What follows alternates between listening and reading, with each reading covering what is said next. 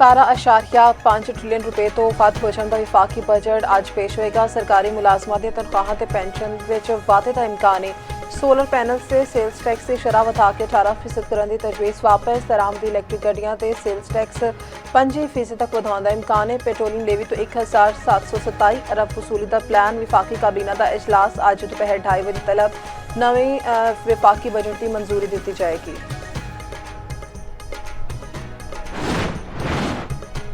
अमरीकी सदर का ईरान ते हमले रोक के मुआहिदा करने का ऐलान। ईरानी सुप्रीम लीडर के राजी होने का भी दावा। अमरीकी सदर ट्रंप ने मीडिया ब्रीफिंग में आख्या कि ईरान के नाल अमन मुआहिदा कुछ देर में हो जाएगा।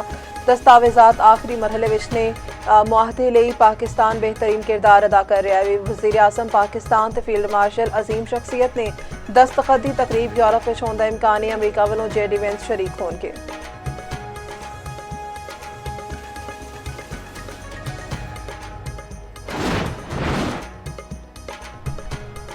अजे तक किसी मुआहदे को हतमी शक्ल नहीं दी गई। अमरीकी इकदाम सिफारती अमल को मुतासर कर रहे हैं। तर्जुमान ईरानी वज़ारत खारजा का अमरीकी सदर के दावे ते जवाब। आख्या कतर ते पाकिस्तान सालसी के अमल में फ़ाल किरदार अदा कर रहे हैं। ईरानी हुकाम ने ट्रंप के हमले रोकने की दरख्वास्त को बेबुनियाद करार दे दिता।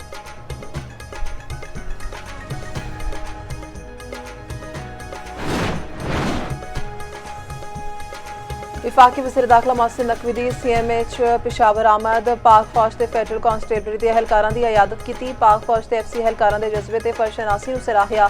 विफाकी वज़ीर दाखिला की जख्मी एहलकारां के बुलंद हौसले की तारीफ। आख्या तुसीं कौम के हीरो, सानू सारियां नूं तुहाडे ते फखर है। तुसीं जमा मर्दी दे नाल फितनल खारिज दे नापाक अज़ाइम नूं नाकाम बनाया है। बहादुर सपूतां दे हुंदे दुश्मन की कोई साजिश कामयाब नहीं हो सकती।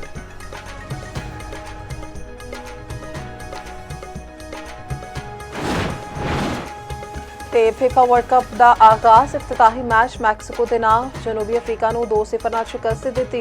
दूजे मैच में जनूबी कोरिया ने चैक रिपब्लिक को 2-1 नाल हरा दिता।